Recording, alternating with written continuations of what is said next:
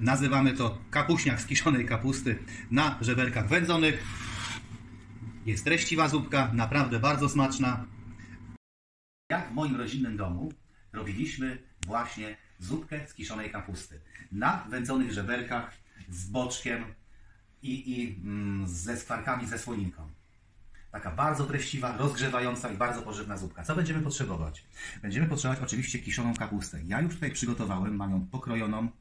To jest około kilogram kapustki. Jak będzie za mało kwaśne, możesz dolać soku z kapusty.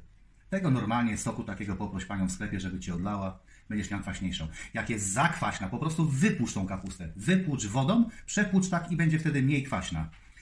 Będziemy potrzebować pietruszkę, seler, marchewkę. W opisie zobacz ile czego.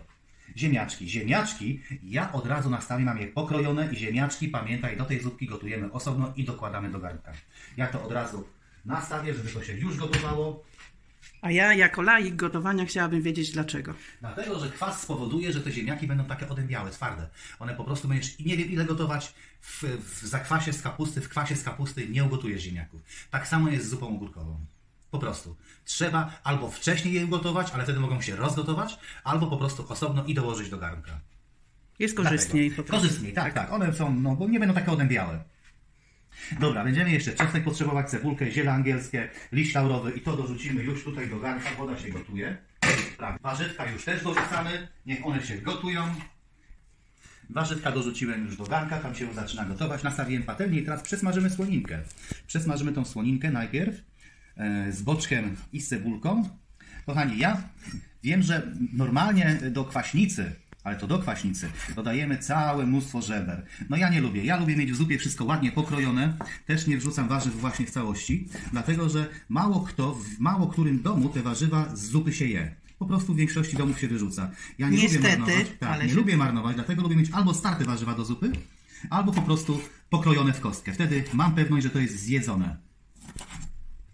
Tak, na gorącą patelnię rzucamy tą słoninkę, wytopimy ją i jak ona się już tak wytopi, wtedy dołożymy boczek i cebulkę, żeby to ładnie podsmażyć, przesmażyć i dodamy też do zupki. Teraz do zupki jeszcze wrzucimy wędzone żeberka. O, już jest gorące i na tej wędzącej ładnie ta zupka przejdzie. Cebulkę pokroimy też w kostkę. Tak, żeby po prostu wszystko na łyżce mogło się zmieścić, żeby nie wisiało na łyżce.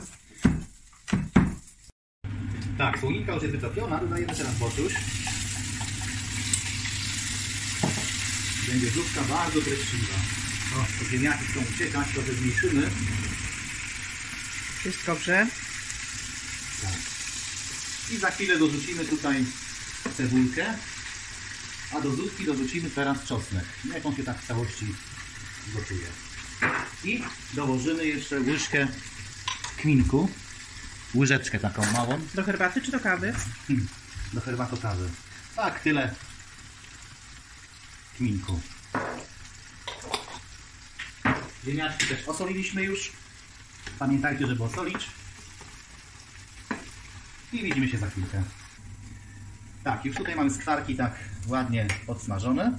Teraz dajemy cebulkę. Tak, żeby cebulkę zeszklić tylko ładnie. Wtedy ten smak będzie taki bardziej teraz do zupy. Jak ona się zeszkli, to wrzucimy po prostu do zupki. A teraz już do zupy możemy dołożyć też kapustę. Kochani, w zupie jeszcze ani nie soliłem, nie dawałem żadnych przypraw poza kminkiem. Dlaczego? Dlatego, że kapusta sama w sobie jest już słona, więc musimy to zrobić dopiero po chwili, jak ona się zacznie gotować. I tak samo kwaśność, jak jest mniej kwaśna, tak jak już mówiłem na początku, można dodać soku z tej kapusty, tak?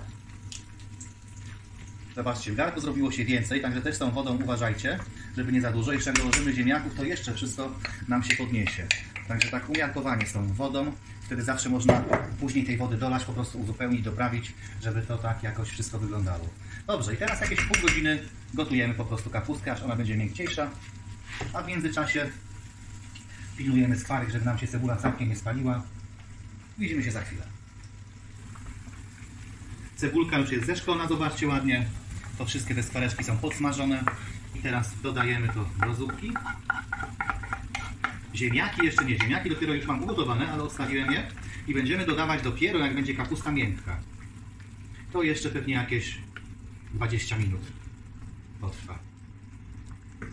Teraz dokładamy ziemniaczki. Kapustka już dochodzi, jest miękka. Zobaczcie, prawie pełen garnek teraz już mamy. Jest bardzo treściwe, bardzo jest gęste. Teraz dołożymy jeszcze pieprzu. Tak. O.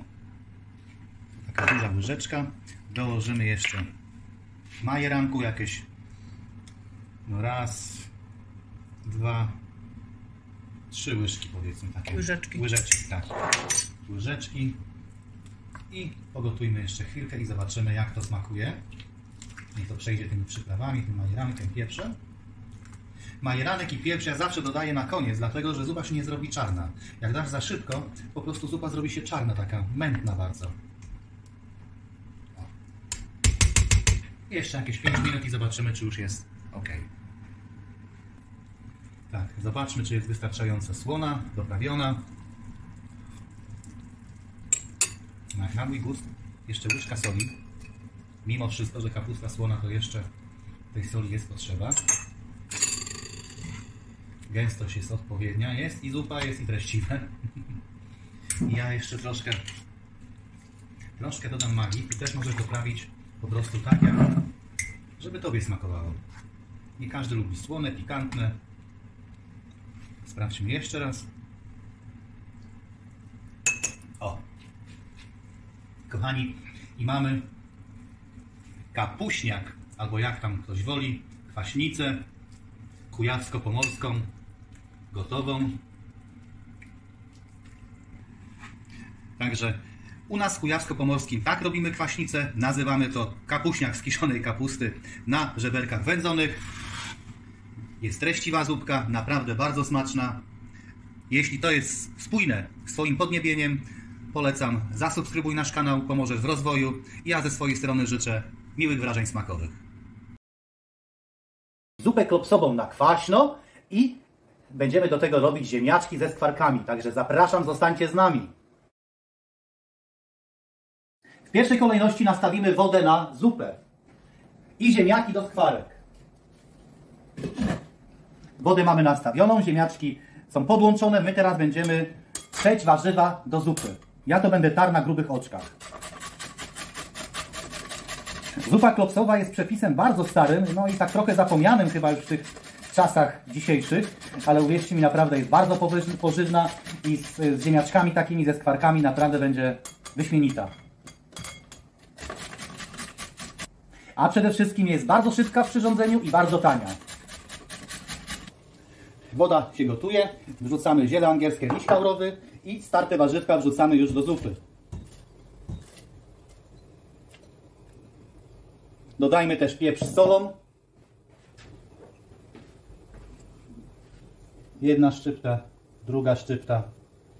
I teraz niech to zacznie się gotować, a my bierzemy się za klopsy.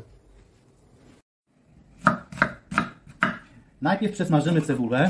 Musimy ją pokroić w kostkę drobną. I część cebuli dodamy do farszu, do klopsów, a część po prostu dodamy do zupy takiej przesmażonej cebulki. Ona nam poprawi smak, tak trochę można powiedzieć podkręci. Na rozgrzany tłuszcz wrzucamy cebulkę pokrojoną. Dajmy trochę pieprzu, soli.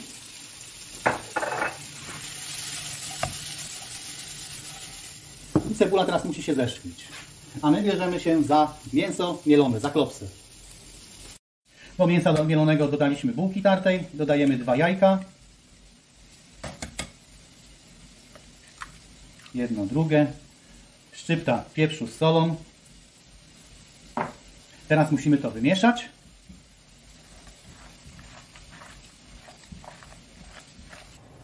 Cebula jest podsmażona, połowę dajemy do wywaru, a połowę cebuli przesmażonej dajemy do mielonego.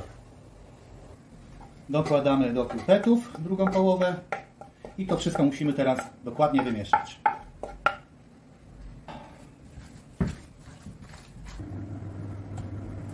Teraz musimy uformować pulpeciki, takie nie za duże, średniej wielkości. Obtaczamy w mące i wrzucamy do zupy. I dokładnie tak całe mięso mielone. Proszę bardzo, pulpeciki obtaczamy w mące i do zupy.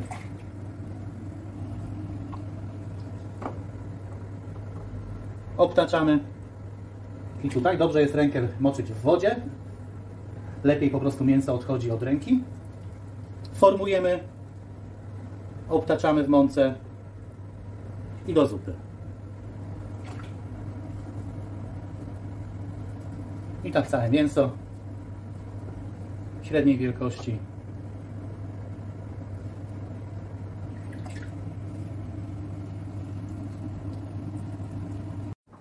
Klopsy mamy, zupę klopsową mamy zrobioną, wszystko się gotuje, ziemniaki dochodzą, a my teraz musimy zająć się skwarkami do ziemniaków, bo zrobimy ziemniaczki ze skwarkami. Do tego musimy pokroić boczek.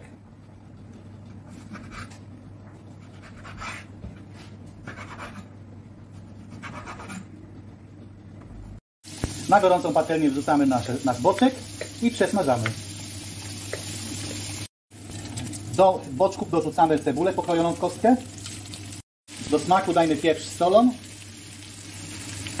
A teraz wykańczamy naszą zupę. Musimy ją najpierw doprawić do smaku.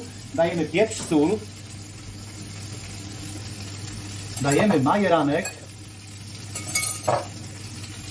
Majeranek rozgnieśmy trochę w rękach, żeby wydobyć lepszy aromat.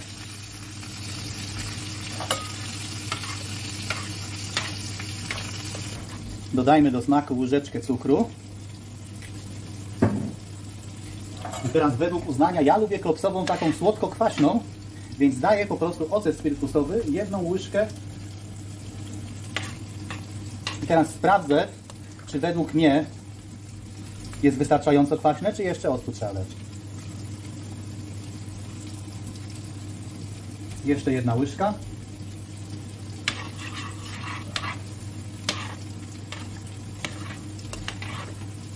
I teraz śmietany wiesz.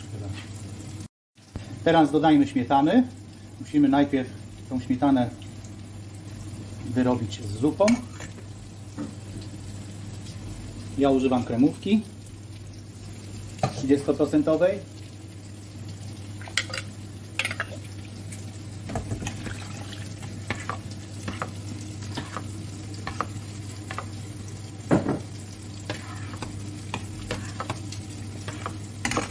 Naszą zupkę klopsową mamy już gotową.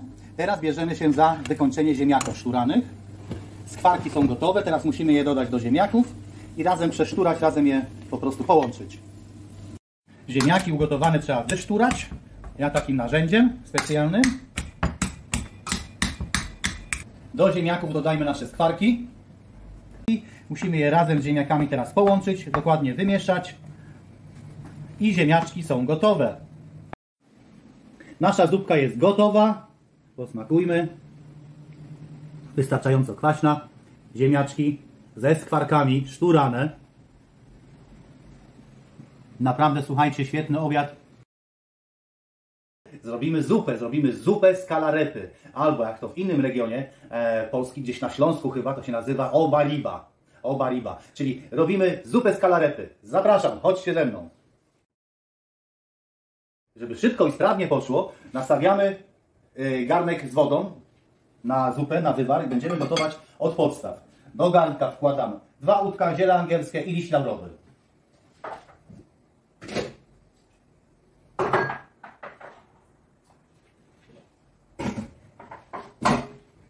I niech to się gotuje.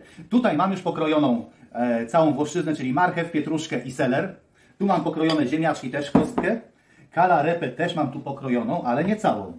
I tu chciałem Ci pokazać jeszcze, jak obrać kalarepę, bo może nie każdy wie, nie każdy zna. Po prostu, tak jak jabłko, musimy tą wierzchnią część, żeby nie było twarde, żeby nie była łykowata ta kalarepa, to wierzchnią część musimy po prostu obrać, musimy ściąć z tej kalarepy. I tu od tej strony, tu są takie łyki, widać, nie? Widać to na tym? Widać, tak? I to też musimy ściąć, o, żeby ładne, białe było i takie bez tych łyków. I tą kalarepę też kroimy po prostu w kostkę tutaj i wszystko powędruje do garnka.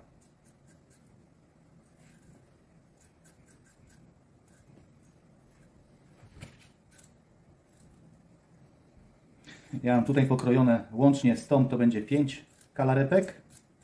Albo oberib. Oberiba. Oberiba to chyba z niemieckiego jest, nie wiem, ta. Po niemiecku. Po niemiecku kalarepa to chyba oberiba. Nie wiem, musiałbym sprawdzić. A może ktoś z Was wie, co to znaczy oberiba? To napiszcie w komentarzu.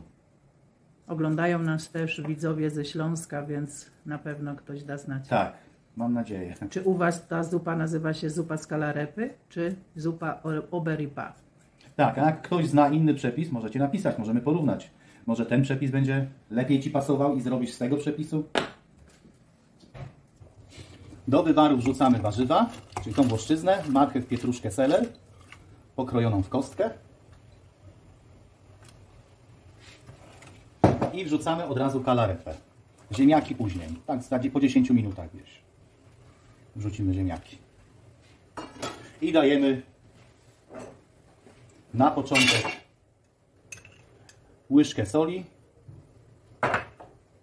Łyżeczkę. Łyżeczkę, tak, Łyżeczkę taką do kawy. soli i pół łyżeczki pieprzu. I pół łyżeczki pieprzu czarnego. I to wszystko teraz musimy gotować. Przez jakieś 10 minut i później dorzucimy ziemniaczki i powiem co dalej. I tu mam takie nieduże liście z kalarepy. I te liście też, one muszą wylądować w zupie, ale dopiero pod koniec. Musimy je pokroić dość drobno.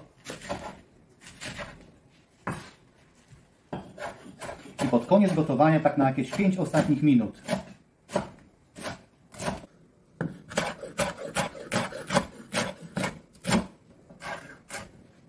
Tak, liście mamy pokrojone już. Dajmy je do miski. A my teraz pokrójmy jeszcze por. Por też będziemy dawać pod koniec gotowania razem z tymi liśćmi. Wtedy ten por będzie taki kruchutki, taki naprawdę będzie czuć smak tego. Nie będzie rozgotowany.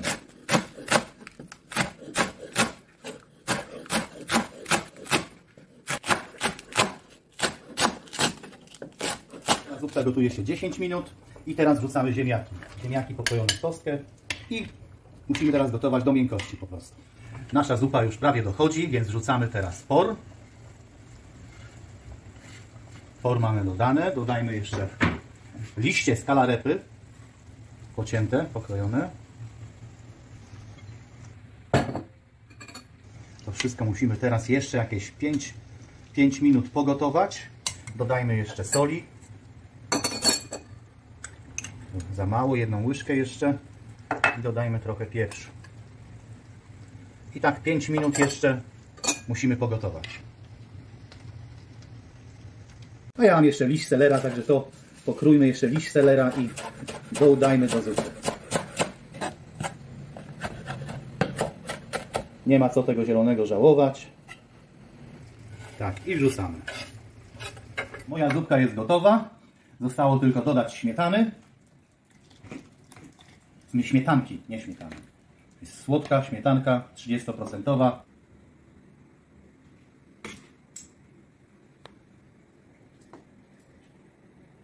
Drodzy widzowie, sprawdźmy teraz, jak to smakuje.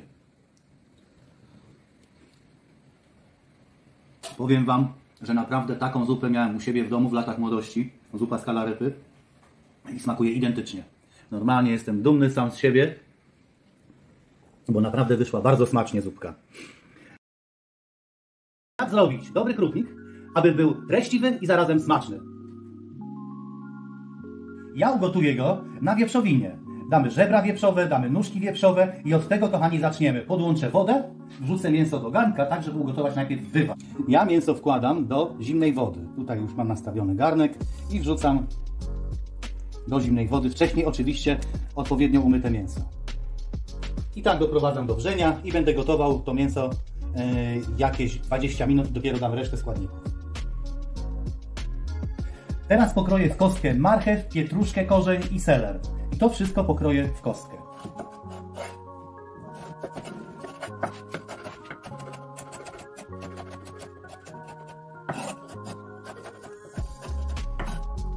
Teraz kroję seler, również kostkę.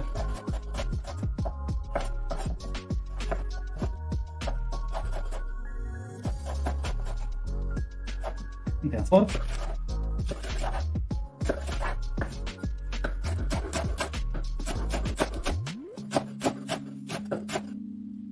I ziemniaki. Ziemniaki też kroimy w kostkę.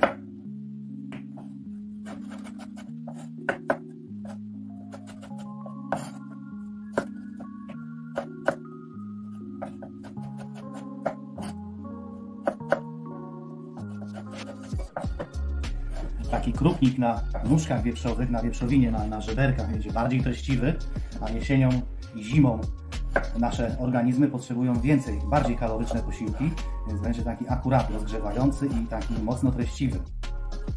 Zarazem delikatny, No, powiedziałabym. krupnik jest delikatny generalnie. To nie fasolowa zupa, ani grochowa, nie? To jest No, to delikatniejsze. na pewno.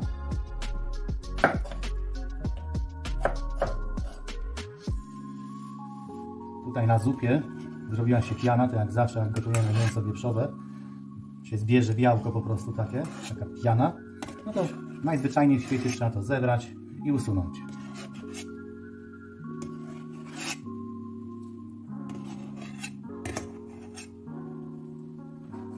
Także na razie żadnych przypraw tutaj do mięsa nie daję, aż przestanie się pojawiać ta piana, no bo teraz bym przecież wszystko zebrał. Razem z tą pianą te przyprawy by poszły weg. Moja zupa gotuje się już około pół godziny, więc teraz wrzucam pokrojone warzywa. Wrzucam warzywka. Dodaję ziele angielskie i liść laurowy.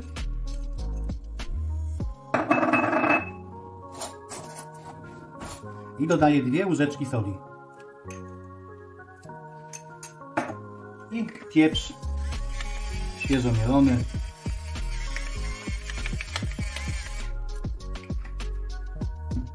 I teraz gotuję jeszcze przez jakieś 40 minut. Mój krupnik jest prawie gotowy. Teraz dorzucam ziemniaki. I teraz tylko jeszcze ziemniaki muszą do miękkości się ugotować i będzie już dobry. W tym momencie razem z ziemniakami wrzucam por. Tak, i teraz musi się wszystko ugotować do miękkości. Słuchajcie, ja zapomniałem o czymś najważniejszym, bez którego krupnik by nie był krupnikiem. Zapomniałem dodać kaszy. Ale teraz już, tak jak widzicie, umyłem kaszę, po prostu przepłukałem wodą zimną i dodaję 200 gram kaszy. I dokładnie teraz jeszcze jakieś 20 minut i wtedy będziemy doprawiać. 20 minut od czasu, jak zacznie się gotować znowu. Krupnik jest prawie gotowy, jeszcze jakieś 3-4 minuty i będzie ok. Dokładam teraz natkę pietruszki. I dodaję majeranek. Tak, 2 łyżki stołowe majeranku.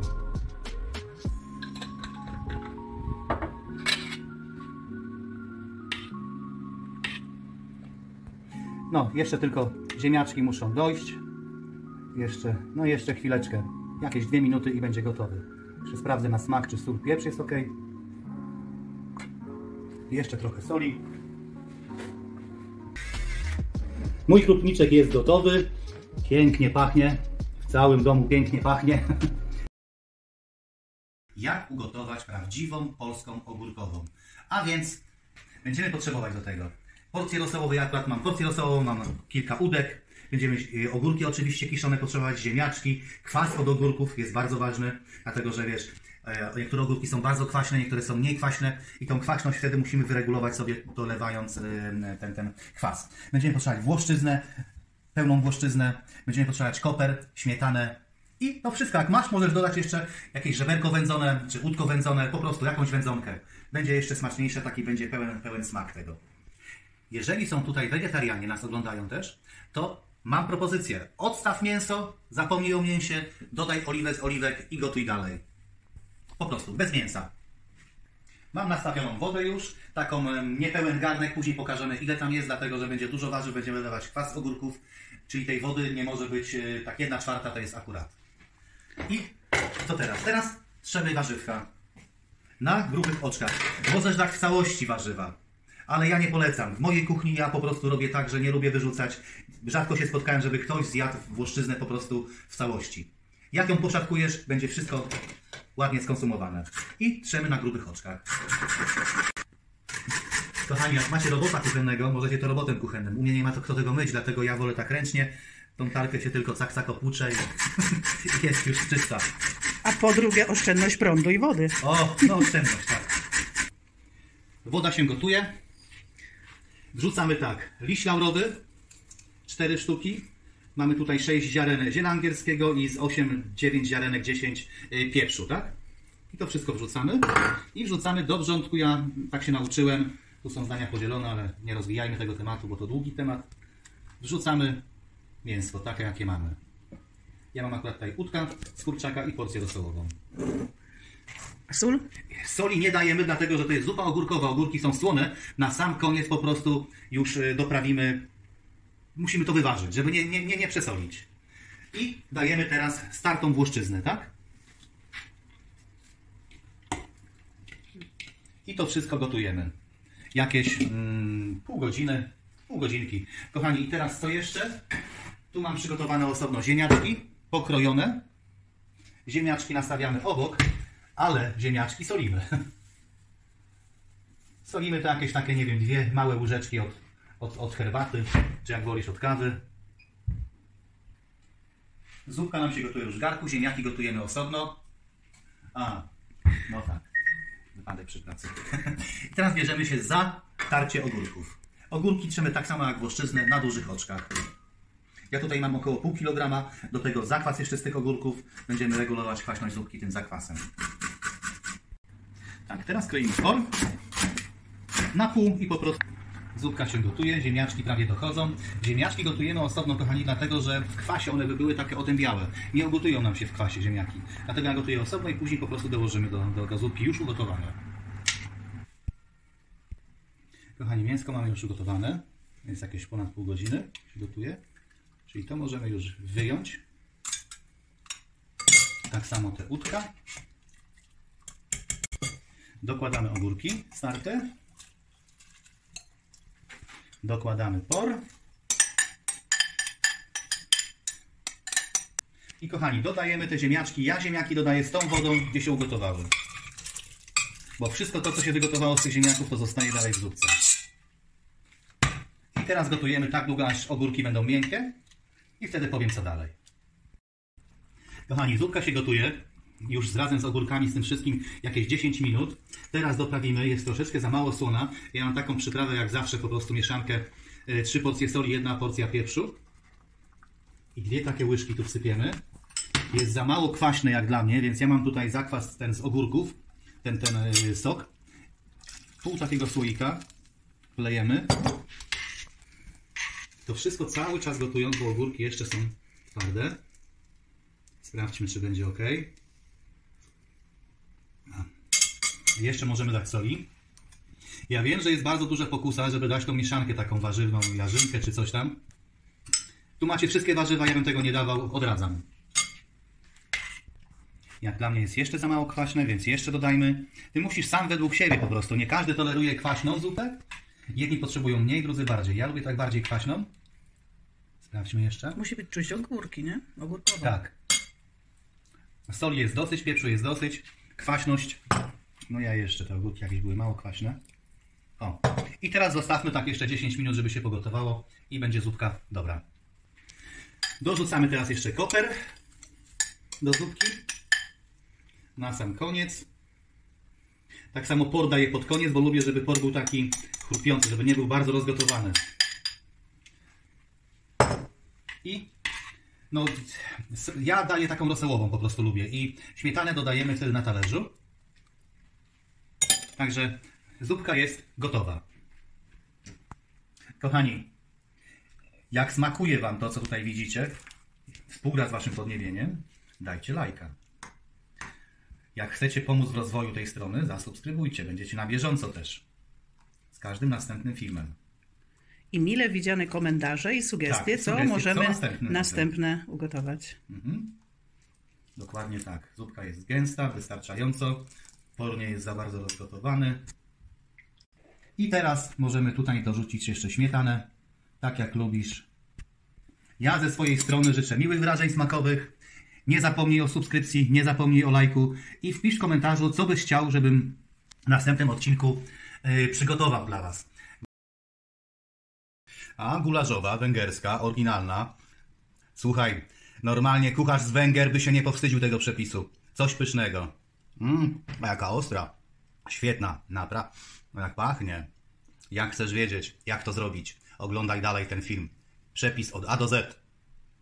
Zupka gulaszowa jest świetna, wyszła idealnie, dostatecznie gęsta, aromatyczna, syta i ostra.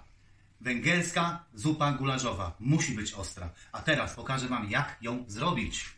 Proszę bardzo, najpierw musimy do tego mieć wołowinkę. Ja mam około 2 kg wołowinki. Pokroimy ją fajnie w kostkę, tak żeby wielkość tej wołowiny pasowała nam do łyżki, żeby nam z łyżki nie uciekała. Czyli to musi być taka akuratna kostka. No i potrzebujesz do tego odpowiednio ostry nóż, bo wołowina to... A czemu gotujesz tak dużo tej zupy? Bo lubię ją po prostu zamrożę. I tak? wtedy w jakiś jesienny wieczór można wyjąć. Lub wiosenny. Przy grillu czy przy ognisku. Masz gotową zupę, tylko podgrzewasz i masz co jeść, nie jesteś głodny przy piwie. Taka kosteczka. Akurat. Tak, teraz wołowinkę wrzucamy na gorący tłuszcz. Tu mam patelnię już podgrzaną. Słychać tak ładnie świerczy. Na raz tego wszystkiego nie wrzucę, czyli w trakcie krojenia to, co pokroiłem, już można wrzucić na patelnię i niech to się ładnie przesmaży. Na dużym ogniu smażymy. Pierwsza partia wołowinki już jest smażona. Zobaczcie, woda odparowa. Trzeba tak długo smażyć, aż odparuje woda i po prostu zacznie się przysmażać już ta wołowinka, tak? W tym momencie jest dobra. Przerzucamy teraz do garnka. Jak Wam się uda, to dobrze by było tak, żeby tłuszcz został na patelni. Druga partia wołowinki się smaży, a my nie będziemy tutaj marnować czasu, tylko teraz kroimy warzywa twarde. Kroimy najpierw marchewkę, później seler. I to kroimy ładnie w kostkę. O. Czyli marchewka na 4 i taką kosteczkę. Marchewkę mamy pokrojoną, teraz bierzemy się za seler i dokładnie tak samo kosteczka. Kroimy w kosteczkę. Tak, seler, marchewkę mamy pokrojoną, teraz bierzemy się za cebulkę i cebulkę kroimy w piórka. Mięsko mamy podsmażone, teraz dajemy warzywka twarde i musimy je ładnie zepsuć. Warzywka już są podsmażone. My podsmażamy to, żeby wyciągnąć po prostu ten cały aromat z tych warzyw. To wszystko szybciej przejdzie wtedy do zupy i będzie będzie bardziej aromatyczna, smaczniejsza zupka. Tak, teraz rzucamy cebulkę na tą samą patelnię wszystko. Cebulka już widać jest ładnie przypieczona, łapie złoty kolor, więc dokładamy tutaj do zupki. Na razie ja tam zupy nie widzę. Tak. Dopiero wsad do zupy. No to co najważniejsze. Teraz zalewamy tą patelnię wodą. Żeby cały aromat, nic ze smaku się nie zepsuło. Cały aromat musi zostać. Nie zmarnowało, tak? Każdy centymetr tego I smaku. dolewamy tutaj do garnka. Garnek dajemy na palnik. I będziemy tak gotować no jakąś godzinkę. Za godzinkę zobaczymy co dalej, ale teraz jeszcze dajemy ziele angielskie, dajemy liść laurowy, 4 sztuki liścia, 2, 4, 6, 7 ziaren ziela angielskiego. Dajemy pieprz ziarnisty, też kilka. Tak o. Dodajemy jeszcze paprykę słodką. Ile łyżeczek? 1 łyżeczkę na razie. Później rzymski kminek. Też tak. Mielony rzymski kminek. Tak. Mielony. I dajemy łyżkę gałki muszkatałowej.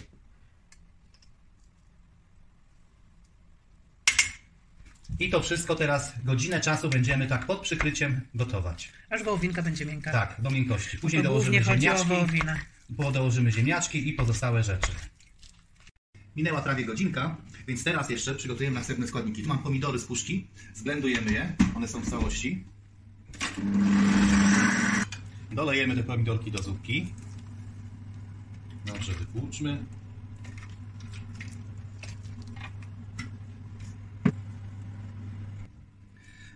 Papryczkę kroimy w takie, no w kostkę też, drobno, żeby to pasowało do łyżki. Po prostu, żeby nam nie zwisała z łyżki. Papryki nie dajemy na początku, tak pół godziny powinna się gotować, nie więcej, żeby się nie rozgotowała. Ona ma puścić tylko aromat, ma dać smak w zupie, ale nie ma się rozgotować, żeby nie była łykowata. Dlatego daje się ją pod koniec gotowania gulaszowej. Damy kolorową paprykę, zupka będzie kolorowa Jak ja to mówię, najpierw jedzą oczy, więc jak oczy będą się śmiały, to będzie wszystko smakowało. Teraz pokroimy też ziemniaczki. Ziemniaczki pokroimy tak na małe kawałki i duże. Te mniejsze po prostu w trakcie gotowania troszeczkę się rozgotują, zagęszczą nam zupę, a te większe będziemy po prostu mieli.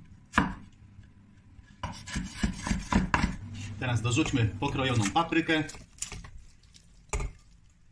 Zupka będzie naprawdę gęsta, aromatyczna i treściwa.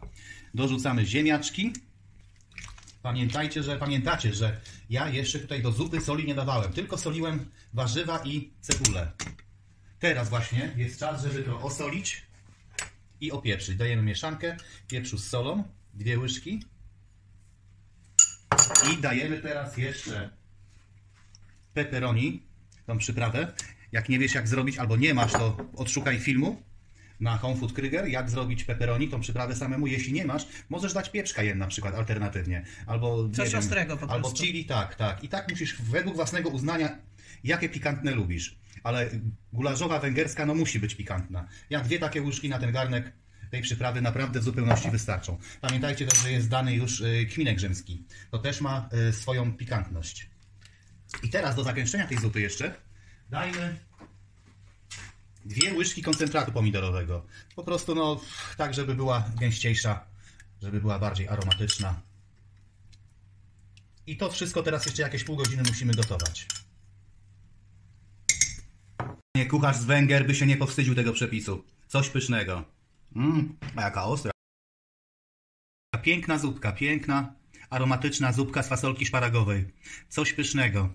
W tym filmie dowiesz się, jak ją zrobić. Także zostań z nami, oglądaj do końca, a będziesz miał świetny przepis na obiad, nawet na 2 dni, jak zrobić większą porcję.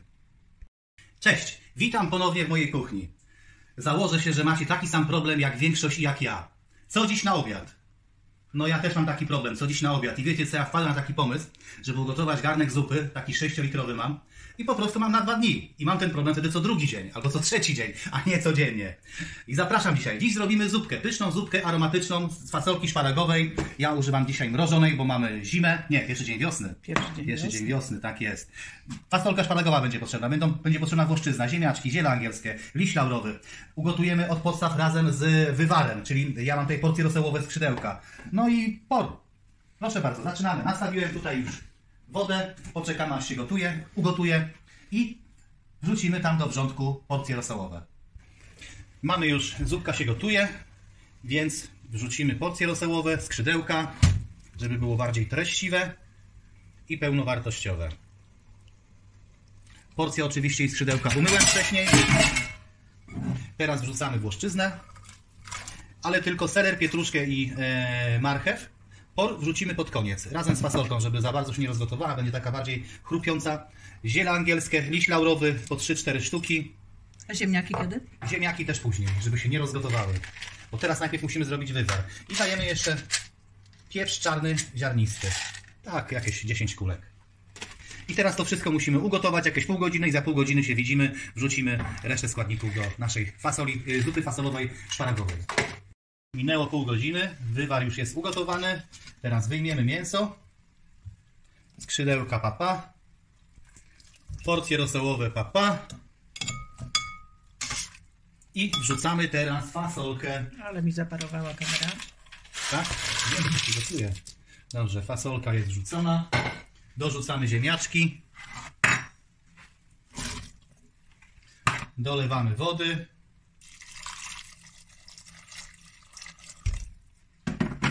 Tu mam już pokrojony por.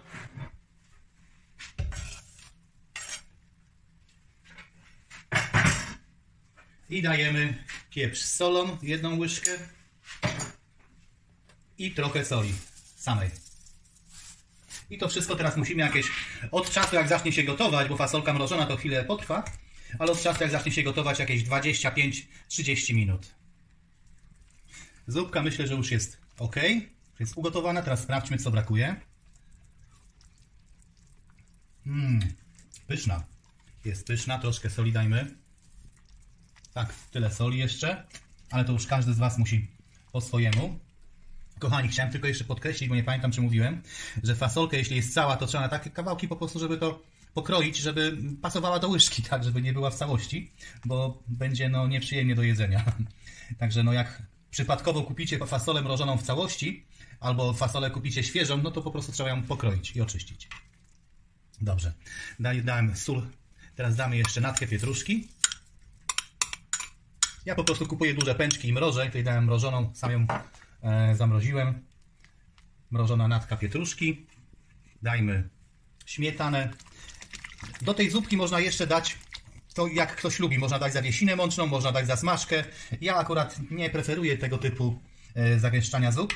Po prostu śmietana i ja lubię takie rosołowe i uważam, że w tej chwili jest... Unikamy do maksimum. Tak, jest wyśmienita. Wyśmienita. Zostało tylko każdy po prostu po swojemu, żeby to doprawił. Ja lubię to troszeczkę jeszcze zakwasić, ocet jabłkowy dodać, ale to już na talerzu każdy może. Można dać magii, można dać pieprzu więcej. W tej formie, jaka jest dobra dla każdego, i dla dzieci, i dla osób starszych. Wyśmienita, świetny posiłek. Mam obiad na 2 dni, nie muszę się jutro martwić, co jutro na obiad.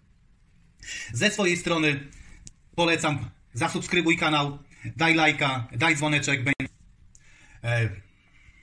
Będziesz na bieżąco z naszymi propozycjami. Jak znasz kogoś, komu może się przydać akurat film z takim obiadem, z taką zupą, udostępnij to znajomym, pomożesz im po prostu w codziennym życiu. Będą wiedzieli, co zrobić na obiad, po prostu. A nam pomożesz w rozwijaniu tego kanału. O, to też. Także ze swojej strony życzę miłych wrażeń smakowych i do zobaczenia w następnym odcinku.